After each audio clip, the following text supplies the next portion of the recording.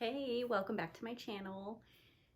Today I want to show you, I guess, kind of like the process in which I make my samples for embroidery.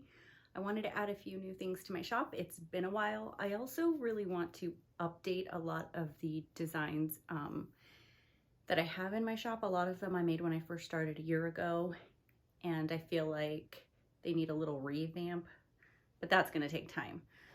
I will be using white knit fabric. This is from Walmart. I do not recommend. When I press it, it doesn't even get the wrinkles out. But it's what I have, so I'm gonna use it. It's really thin. I prefer the one from Joann's, but my local Joann's doesn't carry it, and I have yet to order it online. There is a really good one that I order from Amazon sometimes, so I will link that one down below if I remember. You could use felt as well, but this is just what I prefer to use a knit, just not this knit. I have already my hoops ready to go. I have my 5x7 and my 6x10. I will be using both of those.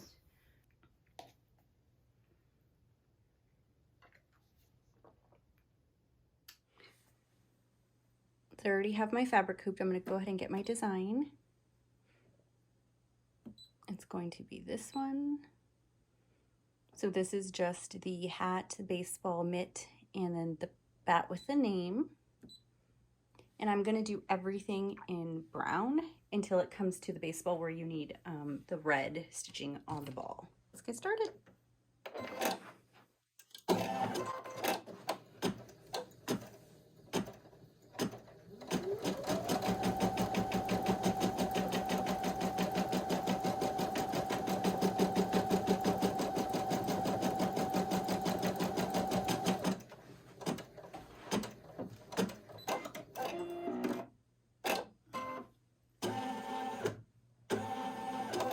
Okay, so I'm not using heat and bond like I normally would. This is just a gray fabric. I have no idea what I'm doing, but I'm just going with the flow as far as like color choices.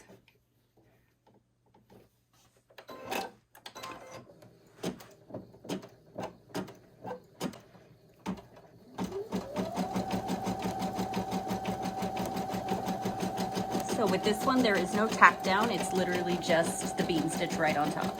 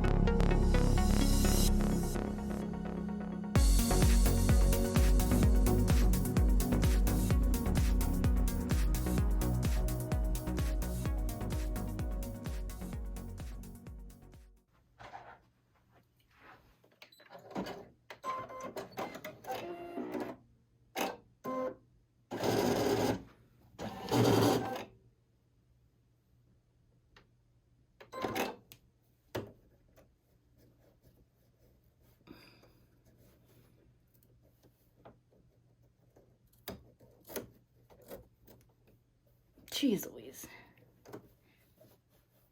Let's hope that didn't mess up my needle. Goodness gracious.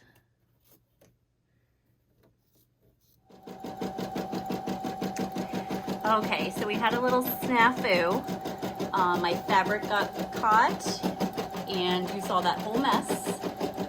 So I stopped the machine, I changed my needle, and when I turned the machine back on, it reset it to its original place because I'll show you in a minute. So if you see here, this is where I messed up, which is fine because it's a sample. But when I stopped it right here and I started it again, it started way up here. And so I know my machine well enough, because it's happened once before, that if I stop the machine, turn it off, turn it back on, it'll reset to the original space, and now it'll be fine, and I'll just take this out with the seam ripper. So going.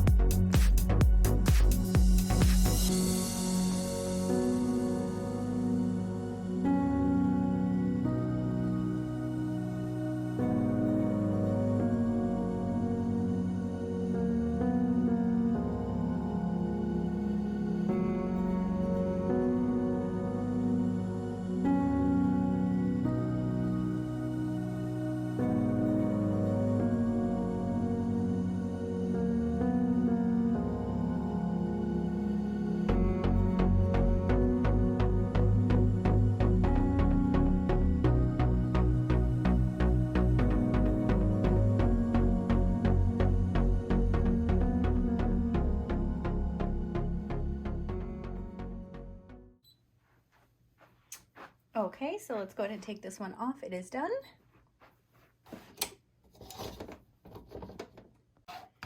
So before I remove it from the hoop, I'm gonna go ahead and cut remove this stuff.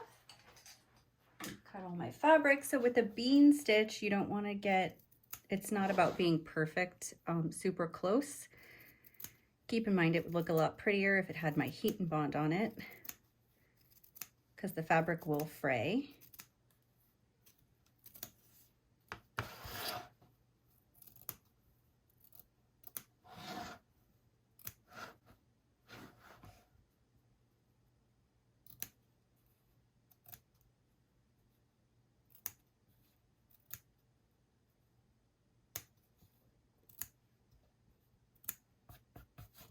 And some of these fabrics, you can tell are fraying a lot.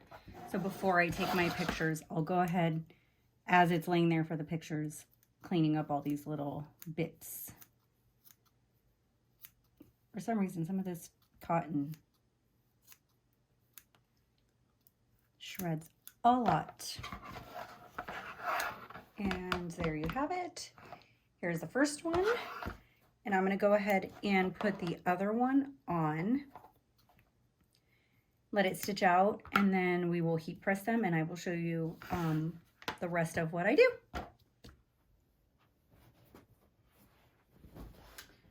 Okay. So we have the one we did together. I'm just gonna go ahead and press it. This is my little tiny heat press.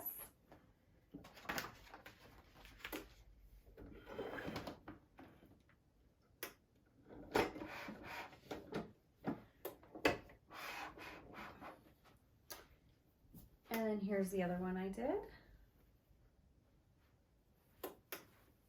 It'll look prettier in a minute.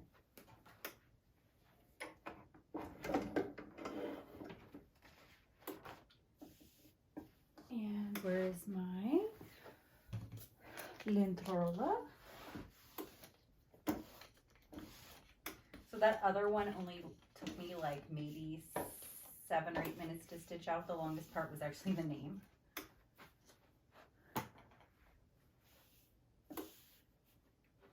Press it again. So then what I do is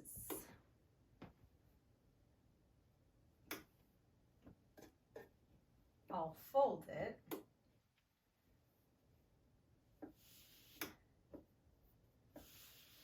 And press it.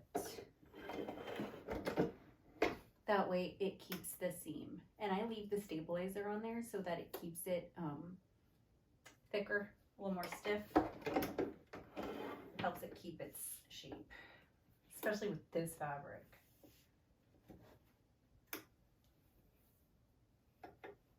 I don't know what I got my arm on. I sliced it on something. It hurts. So you can still see, even though I press it, it still rolls itself up. The Joann's one, perfection.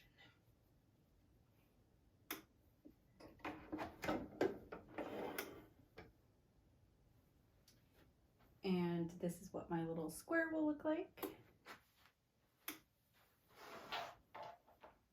ahead and let that cool off.